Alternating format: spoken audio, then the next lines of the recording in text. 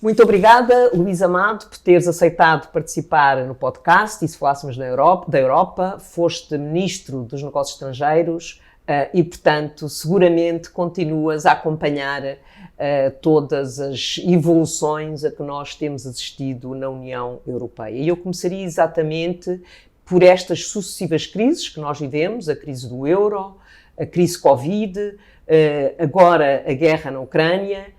Que desafios é que isto traz à União Europeia? O que é que obriga a União Europeia a fazer, a reagir, como? Obrigado, Margarida, em primeiro lugar, por teres lembrado de mim e me convidares para estar aqui contigo a falar sobre a Europa, que é sempre um tema da nossa paixão. E do nosso interesse comum. Da nossa geração. Digamos, ontem mesmo estava a lembrar-me que o Eduardo Lourenço designava a Europa como a última utopia. E a nossa geração viveu várias utopias e muitas decepções. E, portanto, eu vejo sempre a Europa também como uma utopia e, portanto, como algo que está sempre em realização. E, relativamente a esse processo, nós temos que ter sempre a consciência das circunstâncias, do momento histórico que a Europa atravessa, e o momento histórico que nós vivemos é absolutamente extraordinário e, por isso, respondendo já à tua questão, eu direi que nós temos que ter a exata noção de que a Europa não será a mesma quando, sobretudo, a guerra na Ucrânia for definitivamente parada, se é possível pensar que ela pode ser objeto de um cessar-fogo e de um acordo de paz, o que eu duvido, no imediato, mas independentemente disso, a Europa continuará a ser a mesma, porque quem espera grandes mudanças do ponto de vista da estrutura do sistema que foi progredindo ao longo das últimas décadas para ser o que é hoje, quem espera grandes mudanças também vai ficar decepcionado, porque a Europa não pode ser muito mais do que aquilo que é, mas os desafios à sua volta são imensos e, portanto, tem que se adaptar a esta nova realidade histórica. Eu vejo a Europa dividida nesta realidade que a guerra da Ucrânia impõe. A relação com a Rússia será irreparável durante gerações, a não ser que haja uma mudança de regime em Moscovo, mas nós andamos a perseguir uma estratégia de mudança de regime em Moscovo, nós, o Ocidente, há 15 anos, pelo menos, sem qualquer êxito. Putin ainda lá está e continuará a estar, e ninguém nos garante que quem venha depois não se torne ainda mais problemático do ponto de vista das relações com o Ocidente. Portanto, a perspectiva que eu tenho é que nós vamos ter um corte no processo político europeu relativamente à chamada Euroásia, e que um bloco euroasiático está em gênese e que se vai desenvolver de uma forma, do meu ponto de vista, irreversível, com o polo de liderança na China, mas com uma grande cumplicidade e uma crescente dinâmica de aliança com a Rússia, com a Ásia Central e com todo o eixo do Médio Oriente. Portanto, a Europa tem que começar a perceber que o mundo está num processo de reconfiguração geopolítica e geoeconómica e que tem que, por isso mesmo, organizar-se internamente em condições de poder responder a essa brutal mudança estrutural que está em curso como resultado da crise geopolítica global que vivemos. Nessa perspectiva, eu acho que tudo vai depender muito das posições que a Alemanha e a França possam vir a ter no conjunto dos desafios de adaptação que a realidade política europeia exige no contexto desta crise. Vamos primeiro perceber como é que a guerra pode acabar. Há, de facto, imensos riscos ainda para gerir durante os próximos meses. Provavelmente, ao longo do próximo ano, teremos ainda uma dinâmica de confrontação estratégica brutal entre Estados Unidos e Rússia, Estados Unidos e China. Os Estados Unidos estão num processo eleitoral que, inevitavelmente, se vai relacionar muito na sua dinâmica própria interna dada a natureza dos candidatos, com a forma como o Ocidente encara, através da liderança americana, a evolução do conflito na Ucrânia e a relação com a Rússia e com a China. Teremos seguramente durante o próximo ano crescentes tensões ainda no Mar do Sul da China e na relação com Taiwan.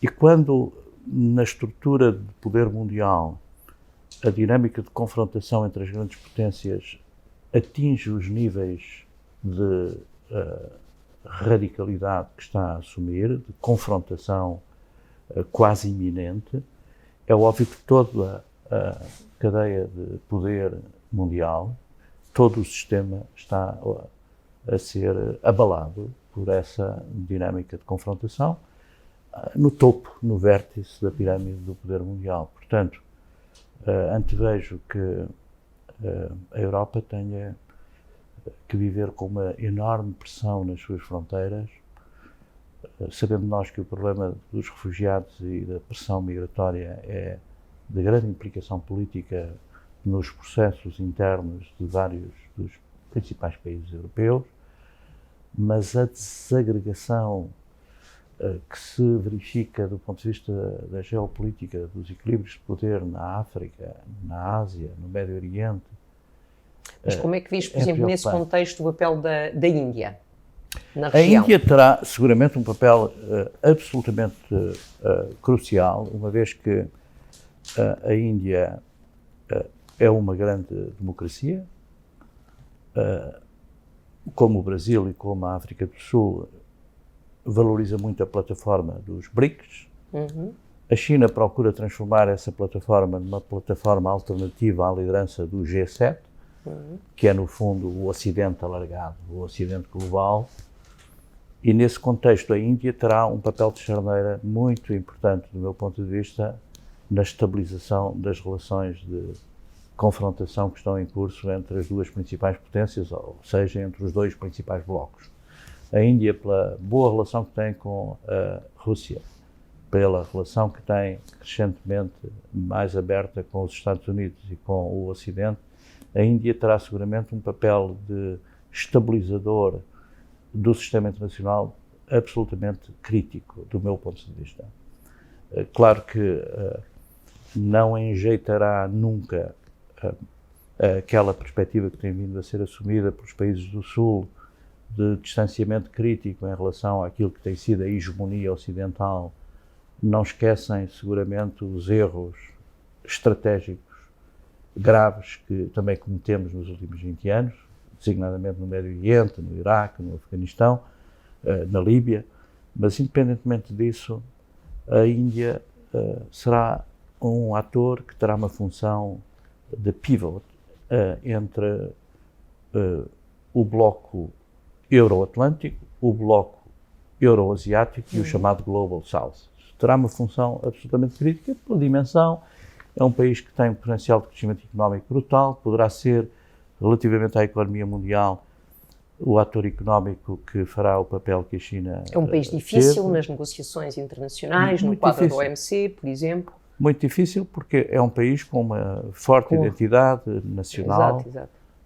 É essa visão, aliás, que torna também difícil a relação da Índia com a ex-potência colonial, o Reino Unido, e com o próprio Ocidente, que encara sempre como, digamos, uma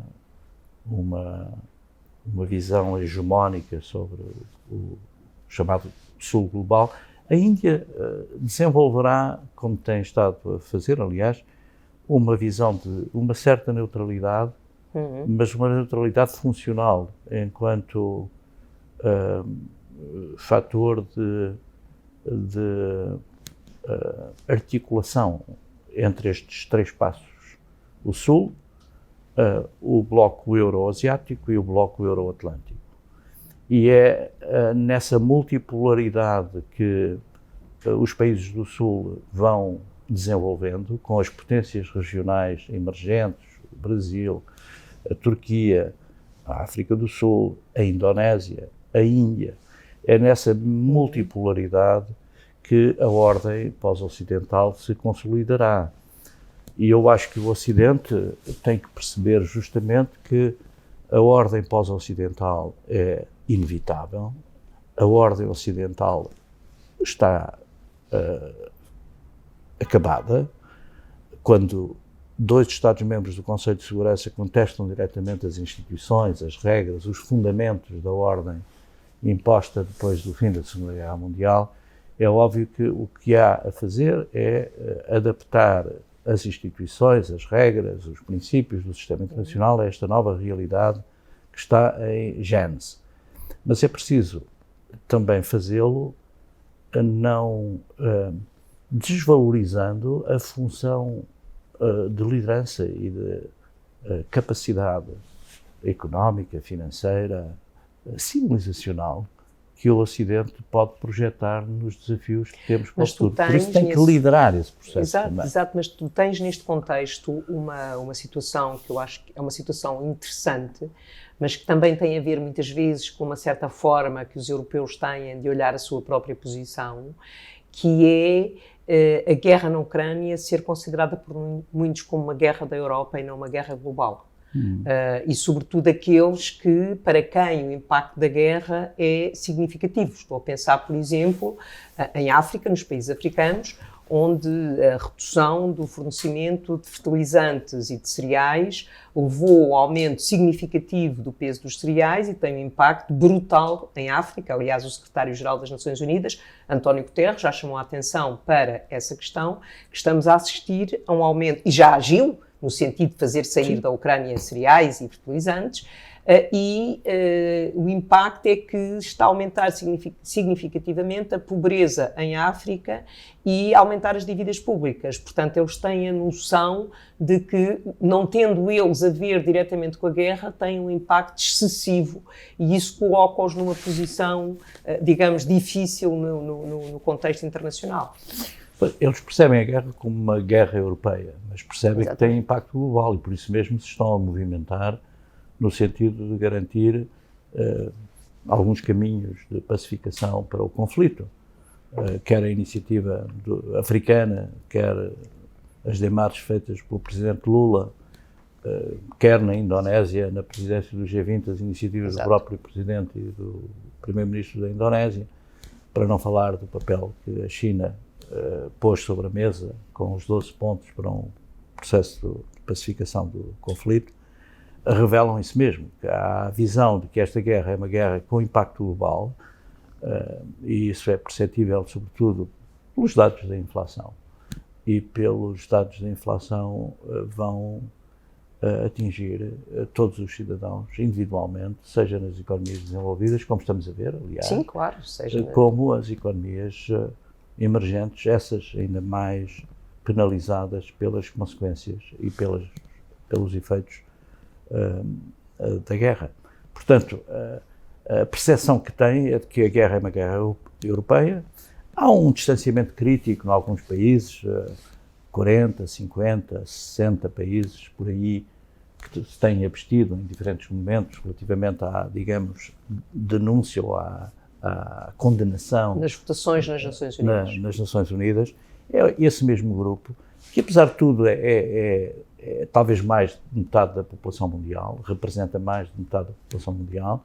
Portanto, nós temos que olhar cada vez com mais atenção para o Sul. A iniciativa de Macron este fim de semana já faz essa leitura de que entre o bloco ocidental e o bloco euro-asiático, que na abordagem ideológica da administração americana evidencia um choque entre as democracias e as autocracias, do meu ponto de vista sem grande sentido estratégico, mas já perceberam que não podem alienar de forma alguma o papel decisivo que o Sul global tem na estabilização do sistema internacional nas próximas décadas e por isso a iniciativa de Macron para este fim de semana orienta-se já nesse sentido, de tentar perceber de que forma é que os países emergentes, que são os mais afetados diretamente por esta crise, devem ser apoiados no sentido de criar as pontes necessárias para que o sistema internacional mude algumas das suas regras, algumas das suas instituições, em condições de poder responder a esse desafio, que é o desafio de uma nova ordem, que toda essa vasta região do mundo exige ao Ocidente. Sim, e como é que tu achas que a Europa está a reagir a isso? Ou seja, nós ouvimos o discurso de von der Leyen e também o Parlamento Europeu, há muito que reclama a necessidade de construir uma autonomia estratégica, portanto, no sentido da diversificação de parceiros, da diversificação de fornecedores, mas também na diversificação de parceiros no contexto mundial, portanto, num contexto multilateral e, portanto, um pouco a reação a uma excessiva dependência única que nós verificamos, quer após a Covid, quer após agora a guerra da Ucrânia, com os equipamentos na área da saúde e os produtos necessários para a produção de medicamentos, ou agora a questão da dependência energética ou dos cereais. Ou seja, como é que a União Europeia tem capacidade para, no contexto global que referes, ser um ator reconhecido e com poder efetivo? Nas atuais circunstâncias, o papel é extremamente reduzido, do meu ponto de vista. Por exemplo, esta iniciativa é uma iniciativa da França, não é uma iniciativa da União Europeia. E eu acho que é extremamente reduzido o papel que a União Europeia pode ter, porque a União Europeia, perante uma crise, que é uma crise geopolítica... Mas tem toda a União Europeia com sem dúvida, mas a iniciativa é uma iniciativa da França e não da União Europeia. Também porque a União Europeia não tem uma modelagem da sua visão estratégica das relações com diferentes regiões do mundo convergente em condições de poder ela própria assumir essas iniciativas. E eu acho que a União Europeia está refém dessa circunstância. Não é uma grande potência. Refém da diversidade?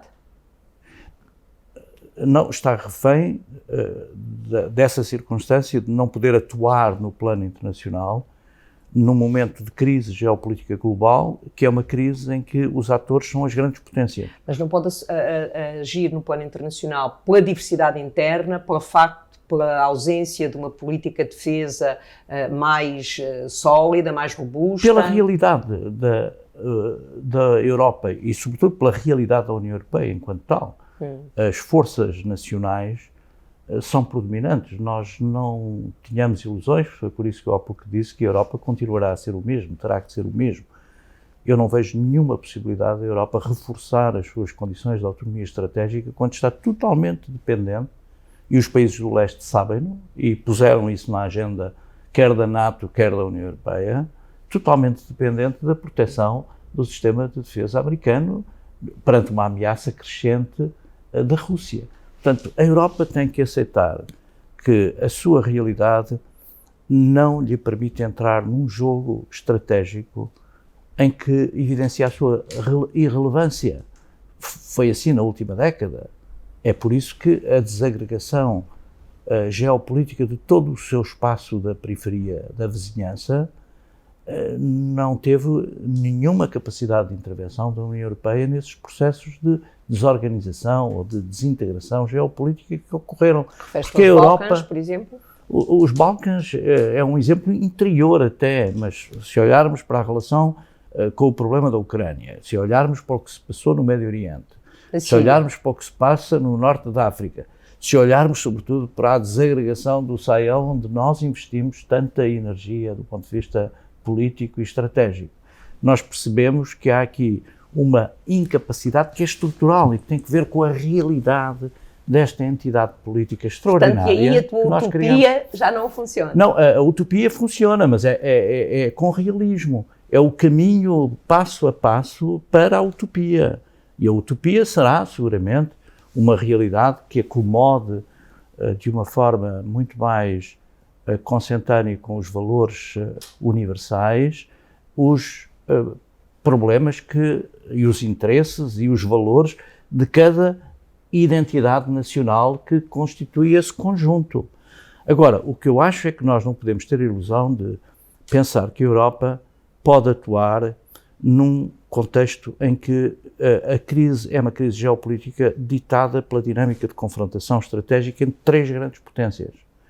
A Europa, do meu ponto de vista, deve continuar a fazer o seu caminho, consolidar o que são as suas principais conquistas, o mercado interno, que pode continuar a alargar, consolidar a existência de uma moeda comum, que é hoje uma moeda de referência, a segunda principal moeda do sistema internacional, representa 20% das trocas, 20% das reservas, portanto é um achievement brutal, mas é preciso que a Europa perceba que tem que esperar o seu momento, e o seu momento vai ocorrer no final da década, na visão que eu tenho da evolução dos acontecimentos internacionais, quando esta dinâmica de confrontação estratégica entre as grandes potências estiver esgotada. Veremos como é que se esgota. Esperemos que não haja, de facto, uma escalada de conflito aqui ou no Mar do Sul da China que degenere numa guerra global que seria uma guerra impossível. E, por isso, a Europa teria, nessa circunstância, uma voz própria, que não tem tido na questão da Ucrânia. A Europa, enquanto conjunto, não tem tido uma voz, com exceção de reparos institucionais, quer da Comissão, quer do Conselho, quer do Parlamento Europeu, mas o impulso da estratégia seguida em relação ao tema da Ucrânia é ditado pela potência liderante, pela potência americana, porque é um conflito entre as grandes potências. A Rússia e os Estados Unidos estão em conflito na Ucrânia, os Estados Unidos estão numa guerra fria cada vez mais evidente com a China relativamente à situação de Taiwan. E enquanto o jogo estiver aí, e vai estar aí durante muito tempo ainda, nesta dinâmica de confrontação entre as grandes potências, eu acho que a Europa pouco pode fazer senão proteger-se, garantir a sua coesão nos mínimos necessários para que essa coesão seja garantida. E tem conseguido mais do que o expectável no caso da Ucrânia. Mais do que era expectável, e por isso é preciso preservar esse acervo de unidade, de coesão, de convergência na divergência, que é, digamos, o apanágio da cultura institucional e política europeia, mas ao mesmo tempo esperar, do meu ponto de vista, na perspectiva de que tem, relativamente aos grandes temas da agenda existencial, que hoje preocupam toda a humanidade, a Europa tem propostas de vanguarda, de liderança.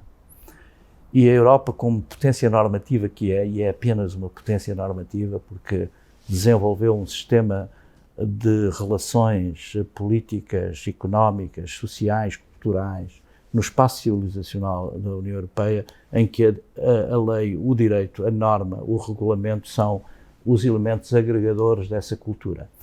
E eu não vejo também solução para os problemas da humanidade que não passe pela União Europeia, que não passe por esta cultura. E esta cultura, quem a tem? Tu lembras-te como eu me lembro? Há 10, 15 anos, nós íamos à ASEAN, íamos à América Latina, íamos à África. Quais eram as referências nesses espaços? Era a referência da integração europeia. Portanto, o que procuravam era resolver os seus conflitos, resolver os seus problemas seguindo o método do funcionalismo económico. Eram os direitos sociais da União Europeia. Os direitos sociais da União Europeia, toda essa dinâmica de concertação pela norma. Isso vai demorar tempo, Margarida. Nós precisamos de esperar seguramente uma década para que em cima se estabilize o sistema, e o sistema tem que se estabilizar numa relação que vai ser difícil nesta fase. Não sabemos o que se vai passar nos Estados Unidos, mas a eleição dos Estados Unidos terá um papel muito crítico do ponto de vista da resolução deste confronto estratégico entre as três principais grandes potências. A partir do final do próximo ano, depois da eleição americana, começaremos a perceber melhor quais são as vias de estabilização do sistema internacional. E isso passa necessariamente por um acordo entre os Estados Unidos e a China. E vamos ver, a prioridade absoluta, é certo que temos o tema das alterações climáticas, temos o tema da regulação tecnológica desta nova geração de aplicação tecnológica à economia, à defesa, aos sistemas sociais, mas o problema mais crítico, que nós não apreciamos ainda devidamente, é o problema do colapso do sistema de dissuasão nuclear que tínhamos. O sistema de dissuasão nuclear era garantido por uma malha de relações pessoais entre cientistas e técnicos e políticos dos dois, da Rússia e dos Estados Unidos, com a China de fora. A China nunca esteve nesse sistema E era essa confiança gerada nessa base de relação mais técnica que permitia que a dissuasão fosse garantida. Ora, hoje esse sistema colapsou, nós estamos na iminência de dinâmicas. E isso já desde a Guerra Fria.